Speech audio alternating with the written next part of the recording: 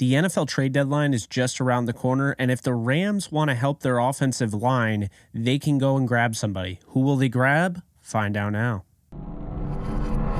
Welcome back, folks. I'm Jake Ellenbogen, and today we're going to be talking and discussing who exactly could be an option for the Rams on the offensive line. I'm going to be doing a quick little series, if you will. We're going to start off with the offensive lineman in this video, and then I'll be coming out with videos about the running back position, the edge position, and maybe another position should I decide to do that. But before we get into that, be sure to hit the subscribe button. You'll never miss another video again.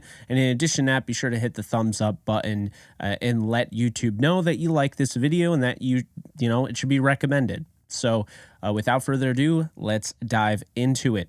So we start off here. This is going to be the Panthers offensive tackle, Taylor Moton. He is an option here because first off, I've heard him mentioned a ton.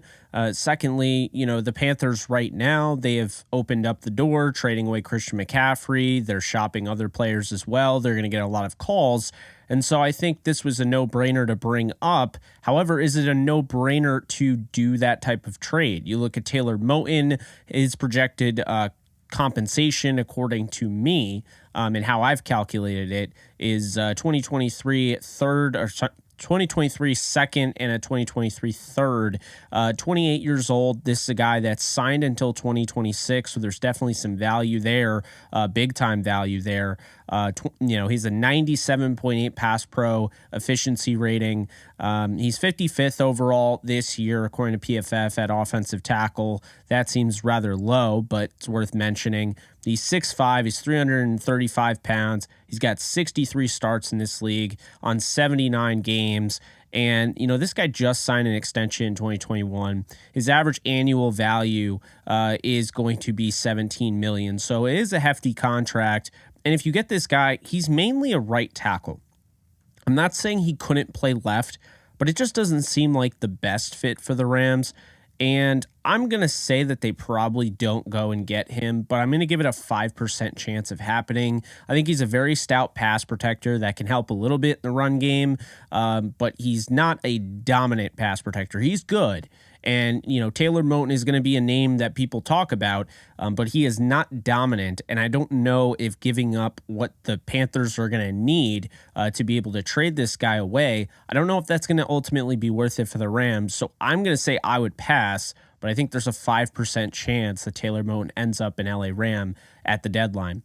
Moving on, we have LAREMY TUNSIL, the unbelievably talented offensive tackle from originally the Miami Dolphins. The Texans made a groundbreaking trade. It is according to draft value score or average trade value score. You look at LAREMY TUNSIL, that is one of the most expensive trades that we've ever seen in the league, and by far the heftiest haul of any offensive line trade, period. So how would the Rams even acquire a guy like this? Well, I do think the Texans are going to want to make back, at least half of what they paid.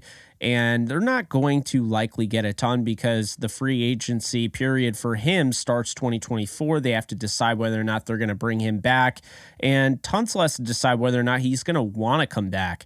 The Texans have a lot of picks, but you obviously have to win football games, which is what they're not doing at 1-4-1. So I think when you look at LAREMY TUNSIL here, he's 28 years old. He's a bookend left tackle. He is, right now 5th in the league according to PFF in offensive tackle. He's a 2-time Pro Bowl offensive lineman and all-around tackle with a 98.4 career efficiency rating. But he's also great in the run game. He has 82 starts. He's just been unbelievable, and it makes a lot of sense for the Rams if they want to go blockbuster here. It's why I put it a heftier percentage. I think he's a 10% chance, so 5% more than Taylor Moton, for the reason being, if the Rams do want to go blockbuster, this would be massive. This would be them saying, all right, we see Nopum as a guard or off this roster. The injury concerns us, and we realized that last year, Andrew Whitworth was a cornerstone piece to our franchise, and when he retired, we really realized that we needed that guy. So LAREMY TUNSIL would be them admitting that they basically need Andrew Whitworth, and they may have made a mistake with no boom. I'm not saying they're going to do it, but I would not be surprised if they did this. Second rounder in 2023, a first rounder in 2024, and then a fourth rounder in 2024. I'm not saying that would even get it done, but I think that's definitely something that Houston would consider if they feel like they can't bring him back in 2024. The Dolphins had a lot more leverage early on in his contract, so because of that, they were able to basically get a haul from the Houston Texans. But since, and this is worth mentioning, Houston basically recovered everything they gave up for LAREMY TUNSIL in the Deshaun Watson deal. So they might not feel like they have to get everything back. And I do think he could be available, and NFL insiders believe TUNSIL might be available for the right price. Moving on is an interesting little name here that probably a lot of people don't know. I watched him in Alabama. I've watched him in preseason. He had a great preseason for the Raiders. His name is Lester Cotton. I don't think he's being talked about anywhere near enough at the trade deadline. This is somebody that I think you could be, you could definitely get for a late round pick. 2024 sixth rounder is what I have, but maybe you get a seventh rounder out of it in 2024. He's a free agent next year. He's 26 years old. This is a potential starter with some really intriguing upside. This is almost like drafting again. If you go out and get him, this is like a diamond in the rough, in my opinion. 98.4 efficiency in a small sample size. So I'm not going to say, that's a huge deal. He's only started one game. He's played in 11 games. He's got a 6'4", 335-pound frame. But he looked absolutely fantastic in preseason, and I think this guy is really good. I think he's somebody that should be starting in this league, and the Raiders really haven't used him this year. So I think with the Raiders looking at where they're at right now, at 2-4, I mean, there's a chance that maybe they could, trade a couple of their guys. And I think Lester Cotton is somebody that the Rams could use, whether he starts or not. I mean, I think they could use him, maybe extend him, whatever. He'd be really good depth. And I know he's not typically the guard they go after. They look at more of the finesse guy, the more, 298 type of guy, a little bit over 300 is their archetype. But I do think if they were willing to kind of step out of that a little bit, Cotton wouldn't be a bad starter at guard, considering all the injuries they have. I give it a 20% chance of happening. I'm not saying it's a guarantee, but I definitely think this is somebody that they should consider, and is not a name that you've probably heard mentioned among, the trade rumors and all of that. It's more so a fit that I think makes a lot of sense. Moving on, we have another guy that I really liked coming out of the draft, Georgia, third-round pick. This is somebody, it would be kind of like when the Rams went out and they got Austin Corbett for a later on fifth round pick, a future fifth round pick from the Browns. Ben Cleveland of the Ravens is just really struggling to find his fit on this offensive line. He doesn't seem like a long-term option for them. He's 24 years old. I think he could be had if the Ravens want to, get depth in another spot. They don't believe in him. They don't trust in him. He started 4 games in 2021. He's not starting at all. He didn't really make much of an impact trying to win one of those jobs. So not piling on the guy, but I think he's talented. He's a behemoth at 6'6", 370 pounds, and he does not fit the archetype the Rams look for at all. But hey, this is somebody I think could make an impact. He could really help you in the run game. He's got to get better in pass pro. It's that simple. But his 98.2 efficiency rating in a short amount of time is not a bad deal there. Again, potential long-term guard, and you get him, he becomes a free agent 2025. He's 24 years old. I see a lot of reason to consider this, and I give it a 25% chance of happening because I think the Ravens might be looking to potentially move him, and 2 sixth-round picks I think would do it for Ben Cleveland, the former third-round pick out of Georgia. Moving on, we have a veteran here that a lot of people will know. They'll know the name. He just played for the reigning AFC champions, the Cincinnati Bengals. He was signed to a crazy $12.5 million deal for 1 year with the Bears. and they've used him for one snap. I don't really know what they're doing there, signing him to all that. They could have gone out and gotten a receiver for Justin Fields, but this isn't that type of video. He's 33 years old. He would be a rental. He's 6'6", 313 pounds, and this is a good veteran. It makes a lot of sense for one reason and one reason only. If you do not trust Alaric Jackson to be your left tackle the rest of the year, and you want a veteran, and you like what Alaric brings in the trenches, then I'll tell you right now, you move Alaric to guard, you trade a 7th rounder this year for Riley Reef, and you might be sitting pretty there. I'm not saying he'll be great. He really hasn't played much this year, but, a 96.3 career efficiency, which is saying a lot over the course of his career. He's played many games. He has started in 139. He's played in 152. Again, he'd be a good presence in, a veteran presence there. I'm going to give it a 30% chance. But I will move on to the other Bear that I'm going to give a 30% chance, and that is TEVEN Jenkins from the Bears.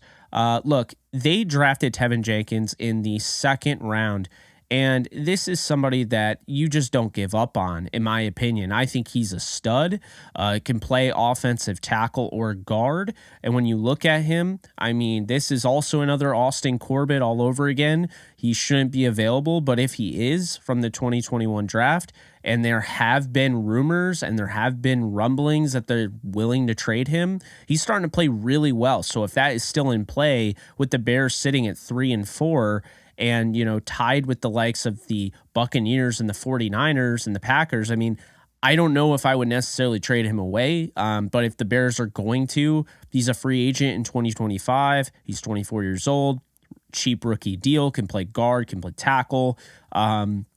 If the Bears feel like they're really not going anywhere this year and 3-4 is fluky, whatever, maybe they trade him. I don't know why they would. I really can't see a reason. Ryan Poles would trade him away. But again, it's been mentioned. Like I said, it'd be the exact same circumstance as Austin Corbett. But in that case, the Rams gave up a 5th rounder 2 years from then. The TEVEN Jenkins deal, I think, would cost a 6th rounder this upcoming season, and then 2024, they'd give up a 4th rounder. I think that's the best course of action here. Should be worth more than that, and I would never trade him if I were the Bears. But if he is available, I'm going to give it a 30% chance that it's done. I think the Rams would definitely be interested in that. They would definitely be calling about that. Here's another veteran here. We got Joe Haeg, the 29-year-old offensive lineman, mainly tackle for the Browns. He started for the Steelers. He started for the Colts. He's been around the NFL, Buccaneers as well. A 2023 7th rounder, I think, is all you would need to do to get him. He's a free agent in 2025. The Browns got him for depth. But if they can get picks for this guy, I think they'll take advantage of that. They're a 2-5 football team right now. They're not going to get Deshaun Watson until later on in the year. It's coming, but it's still pretty far away when you're 2-5. So tackle depth, I don't see this guy starting over Jackson, but if you really feel like you need tackle depth and you're not afraid to just throw a 7th rounder, then it makes sense. He's a 95.2 pass protection efficiency, if you will.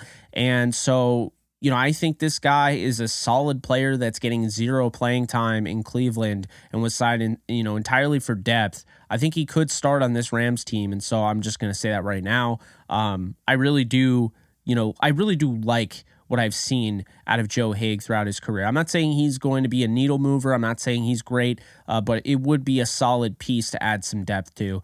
And then we move on to another fun one here, a big name, another draft pick, but this one is the 1st round pick that we have not talked about yet. It is Andre Dillard, who has been rumored to be traded for, it seems like, ever. Jordan Mailata beat him out for the job, and obviously that's all she wrote. Mailata got the contract. He didn't even get the 5th-year option extended. So it doesn't seem like Howie Roseman values this guy moving forward. I think a 2023 6th rounder and a 2024 7th rounder is what it would take to get him. 27 years old. Again, he is going to be a free agent after the end of the year. That's the only downside to that. But he's already been shopped this year, and I do think that they would consider that. He's played in 32 games. He's started in 9 games. He's 6'5", 315 pounds. He could kick in at guard, I think, and that's something I think the Rams would consider. he improved in 2021. He missed all of 2020. 2019 was dreadful, and then he didn't really get a chance because Mailata's so good, and they found him out of nowhere that, really they can't decide to play Dillard over him just because of draft value. So I think they made the right decision. I don't think Dillard should be playing over him, but I do think that this is a perfect option to now maybe the Eagles, if they need a running back, you could see a Cam Akers being thrown in this deal. Maybe, if you need safety depth, whatever, somebody could be thrown in, but I do think that this would make a lot of sense for both sides.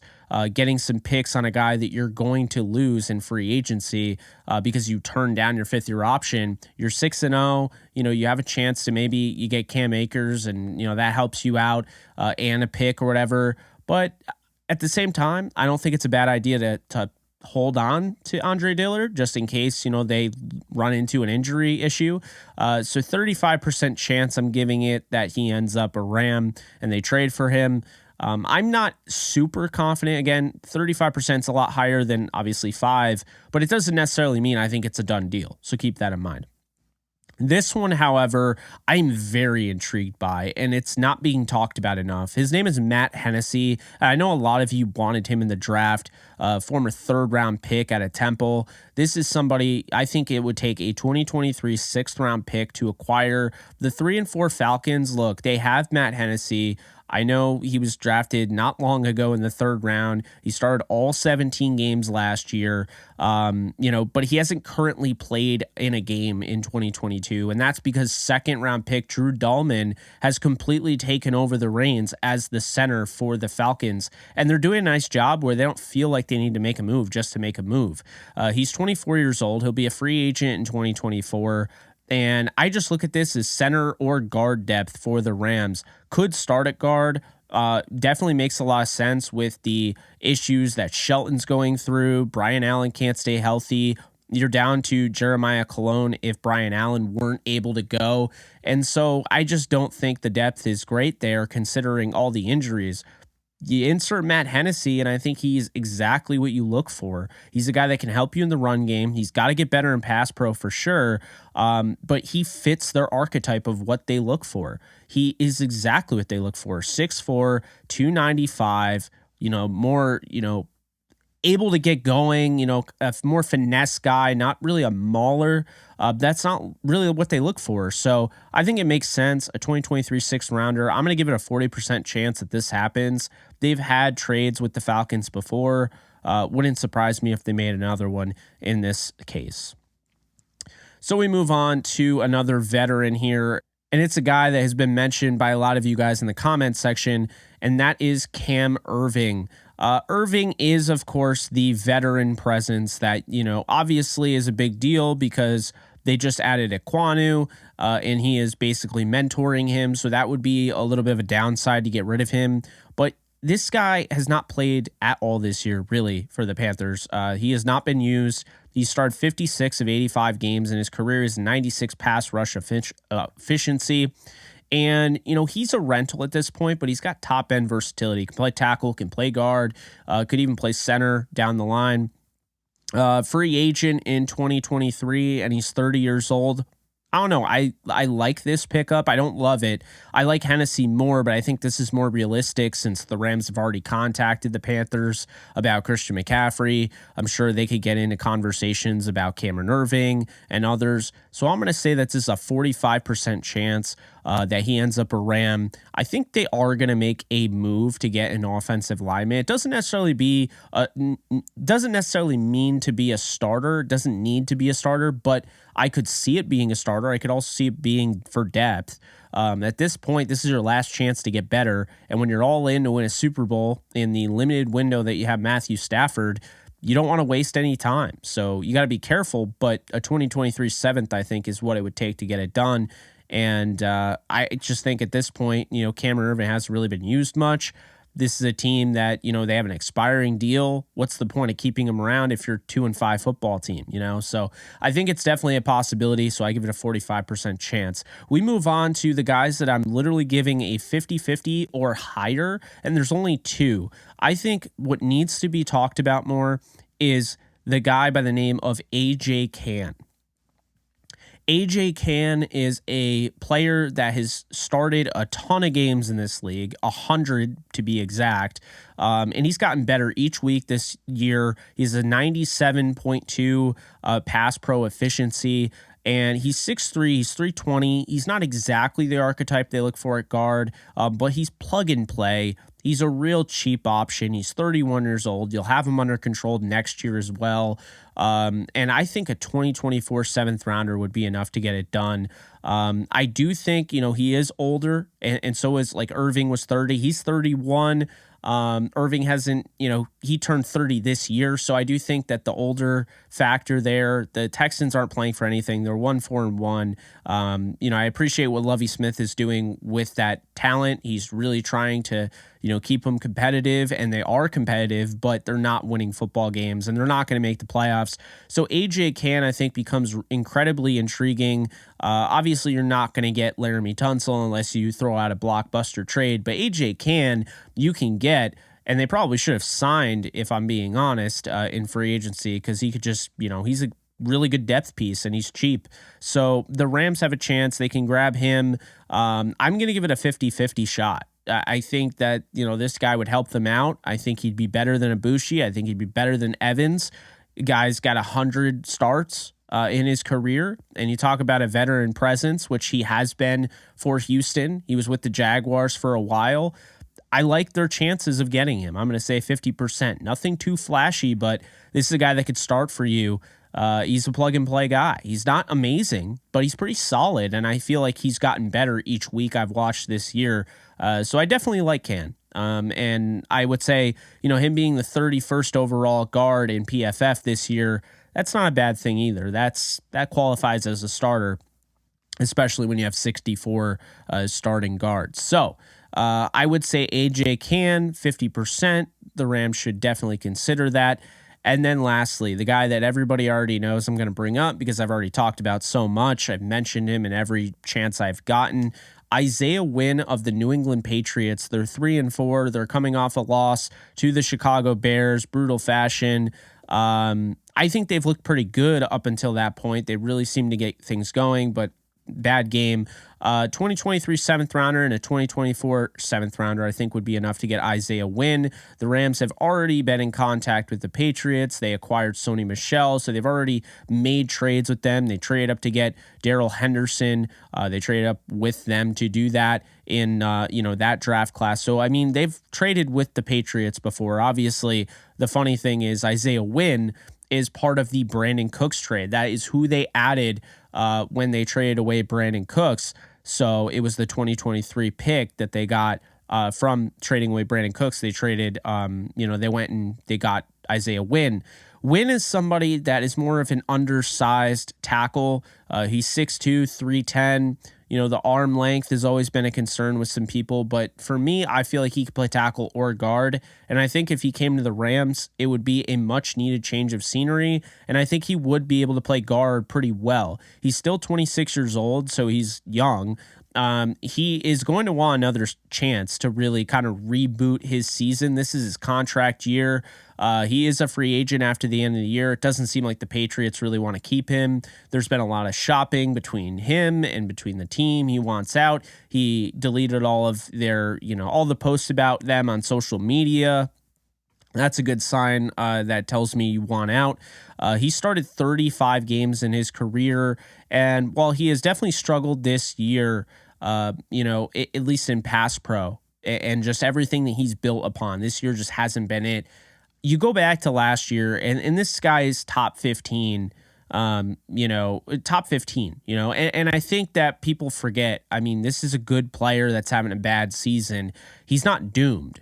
And so I think if you were to come to the Rams here, he has a chance to play and really, make a statement. If you were to join this offensive line that has really been in shambles with all the injuries, if you were to stay healthy and bring this team to a Super Bowl, his contract standing would be pretty darn good. So I'll say this. Patriots and Rams have a trade relationship. Isaiah Wynn needs to go to another, he needs a change of scenery. I think to me, this is a no-brainer for both parties. The Patriots just want to move on. He wants to move on from the Patriots. The Rams need offensive line help. They already have that trade relationship. 96.7 pass rush efficiency rating. And again, he's having his worst year. But one thing I will say, he's never stopped being consistent in the run game. So you have that going for you. I'm going to say it. 55% chance he's a Ram. This feels like the move. This feels like if the Rams are going to go after any offensive lineman, I feel like it's can or Wynn. And I think Wynn is going to 100% be the move. Now, I know I said 55% chance he is the Rams, but he is a Ram. But I'm saying if they make an offensive line move, if they decide to just go after somebody, my money's on Wynn. That's about as simple as I can make that. I think it makes the most sense. They've already had experience trading with them. And I think, Wynn is somebody that's played some really good football, and they've seen him. And I won't discount the fact that they probably liked him too when they traded away that pick for Brandon Cooks. And they probably were interested in him then, Senior Bowl guy. I had the pleasure of interviewing him at the said Senior Bowl. So I think it makes a lot of sense for the Rams. I'm just very curious what you guys think. Who do you guys want out of the guys I mentioned? If I didn't mention anybody, I will throw a bonus one out here. Quinn Miners from the Broncos. There are a lot of people that think this guy is going to be a Ram. They think he's going to be thrown in with a Bradley Chubb type of deal. And the reason is because of Bobby Brown putting out his Instagram story and, the Rams that are following him. And what I'll say about this is when it comes to Quinn Miners, he's starting to play really well for the Broncos. He just came back from an injury, and the Broncos have no depth. I mean, they are so battered. They lost Garrett Bowles for the season. They lost their right tackle. I mean, it's been pretty rough for the Broncos this year, especially on the offensive line. I can't see them trading away a guy they're going to have control of until 2024, 2025. I don't see that. I've seen mention about them potentially trading Chubb, Judy, whatever. Judy, I don't really understand either, but I don't hate it. Miners doesn't make any sense. You have an offensive line need. You'd be essentially waving the white flag here going into week 8. It just doesn't seem conducive to building a championship football team. And when you go out and you trade everything you did to get Russell Wilson, I just don't see how you make a move like that. So maybe, but the third rounder, Quinn Miners, I cannot imagine him being available. I think it's going to be Isaiah Wynn or AJ Cann. I lean towards Wynn. If they decide to go blockbuster, bring on LAREMY TUNSIL. I'm all for it. If they really feel like they need it, go ahead. No one is going to complain about giving up big time picks for a guy that will be your bookend left tackle. At 28 years old, it would be like having Whitworth, but instead you have him long term and you don't have to worry about Father Time taking him down. So something to keep in mind. But that's what I have. If you guys enjoyed this, be sure to hit the like button and let YouTube know that they should recommend this to other people. Also, be sure to hit subscribe if you haven't already. But until next time, I'm Jake Ellenbogen, and you guys take care. Later.